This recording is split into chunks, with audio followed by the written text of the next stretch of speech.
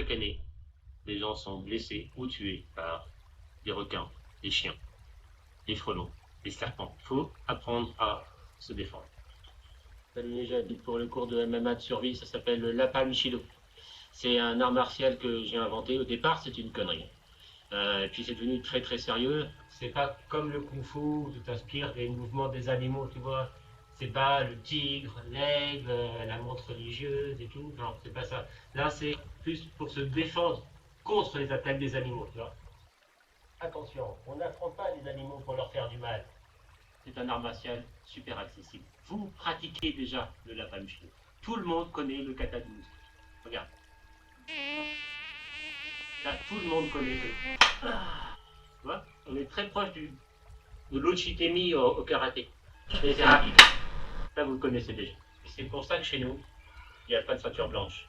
Tu rentres direct ceinture jaune. Et ça, c'est classe. Et après, tu progresses et tu gagnes de nouvelles couleurs à ta ceinture. Tu commences ceinture jaune direct. Ça, c'est garanti, quoi. Et à la fin, tu as la ceinture multicolore du grand maître. Ça, c'est réservé au grand maître. Quand tu sais battre les mouettes, les scorpions, tous les animaux, même le chihuahua de ta grand-mère. Ici, on se bat pas contre les êtres humains, en fait.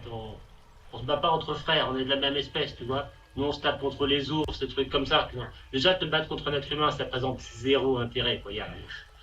Regarde, ça sert à quoi de mettre un crochet à un taureau, un snake là, le snake, il t'a évité, déjà, il t'a niaqué, là. Ok. Donc, non. C'est pas des bonnes habitudes, ça. Quand tu connais le kata d'ours, franchement, le gars qui vient t'attaquer dans la rue, tu gères. Promène en forêt avec ta copine. Il y a un ours qui dégoûte. Comment tu fais? Tu fais quoi?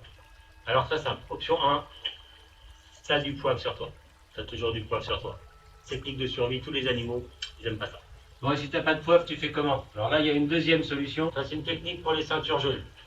Regarde bien, on commence comme une entrée de jiu-jitsu brésilien. On te met en garde, comme ça. Ok? Mais en garde comme ça. Tu regardes l'ours dans les yeux, tu vois? Après, tu fais le mort. Et là, tu ne bouges pas. Il faut faire le mort. Faire le mort. Et là, peut-être que tu as encore une chance de survie.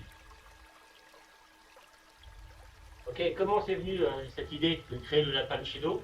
En fait, j'avais un copain à moi qui était attaqué par un Doberman. Voilà, le gros chien, quoi. Le gros grouillage. Il lui avait chopé l'épaule, là. Alors, comme ça, avec les dents ici. Le coup suivant, c'était la gorge. Qu'est-ce qu'il a fait? Alors, il était petit et costaud. Hein.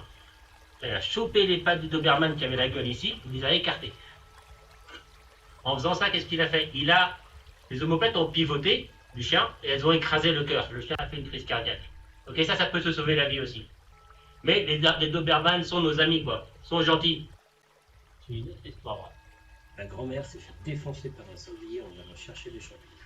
Ce qui s'est passé, c'est que les chasseurs, là, les sangliers, ils se cassent. Ils tracent. Bam! Tombe ça sur ma grand-mère. Elle s'arrache ici, là. La défense, elle rentre ici. Elle ressort là. Il repart. Elle a un morceau de steak qui fait flop-flop. Elle a rampé 80 mètres en pissant le sang, là. Super. Je lui avais dit, mamie, fais une roulade. Fais une roulade. Ok? Elle m'a pas écouté.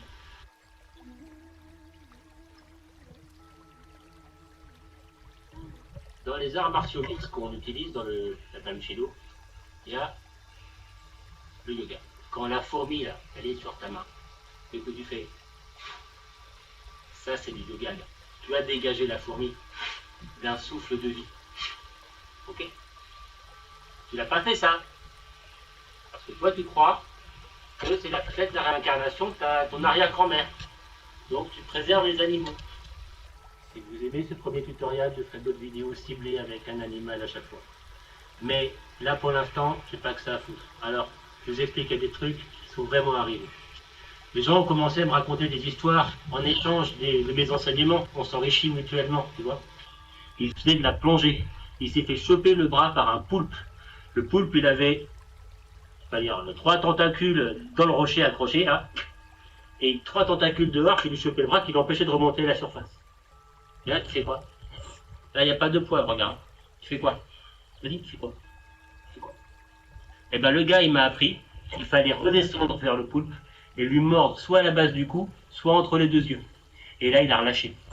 Entre les 2 yeux, tu as le cerveau. Si tu mords très fort, c'est un peu caoutchouteux, tu mords, brain dead. Et si tu mords la base du cou, ça le gêne aussi, il n'aime pas ça. Mais la survie contre les animaux, c'est pas que dans la jungle. C'est la jungle urbaine maintenant. Tu vas à Paris, il y a des rats. Alors, c'est quoi le kata du rat ou de la souris? Ok. Le mouvement, c'est... Ok. Et quand c'est vraiment un gros rat, on fait comme ça.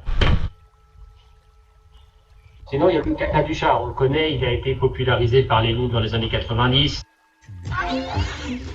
C'est une reprise de volée, tu vois, une reprise, et tu peux faire pivoter le pied au sol. Et tu peux changer de jambe. S'il y a deux chats, le deuxième, les chats, c'est un bon, c'est des pandas là, mais ça ferait très bien l'affaire. Il est méchant, quoi. Ça, il est méchant. Là, si tu veux le buter, t'as pas le choix. C'est un chat enragé qui va te tirer à la gorge, il va te tuer comme ça. Et quand tu l'as buté là, quand il est en train de mourir, voilà, il est mort. Et ben t'es qu'au début de tes emmerdes. Parce que les chats, gars, ça a 9 vies. 9 vies, gars. Et là, faut refaire ça encore 8 fois. Après seulement, se débarrasser. C'est pour ça que ça, c'est des vraies merdes. Pour aller à l'essentiel, le kata du requin. Le requin, c'est facile, c'est les yeux et les ouïes. On pense pas souvent assez aux ouïes, ok? Les ouïes. Tu mets la main dedans, tu tires. Le requin, il va se barrer. Le serpent, il est là comme ça. Tu le distrais avec ta main gauche, par exemple, et pendant qu'il regarde ce con, au moment où il attaque, avec la main droite, tu le chopes. Quand il est là, après, c'est facile. Il faut dégager son pouce et tu clac. Refais clac. Tu lui casses la colonne vertébrale. Et si tu as mordu, il faut bien le garder et le donner au toubib. Comme ça, il pourra te donner le bon antivenin. Non, en vrai, je déconne, je l'ai niqué. Ok, voilà, c'était le premier cours, la première masterclass. Abonnez-vous, pas d'abonnement, donc démerdez-vous. Allez, peut-être que je ferai d'autres vidéos, ou pas. Salut.